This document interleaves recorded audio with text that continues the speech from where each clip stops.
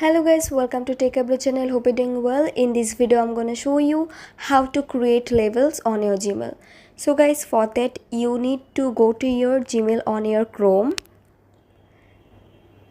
and then you have to select the Desktop mode, and after doing all this you have to tap on the labels plus icon.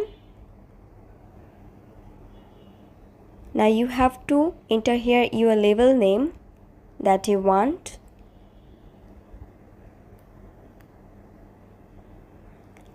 Also you can enter here your label under if you want. This is an optional, and after this just tap on create,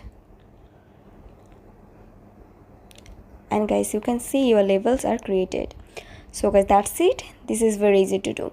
So guys, I hope this video was helpful to you. If it was, then please give a thumbs up and hit the subscribe button, and thanks for watching the video.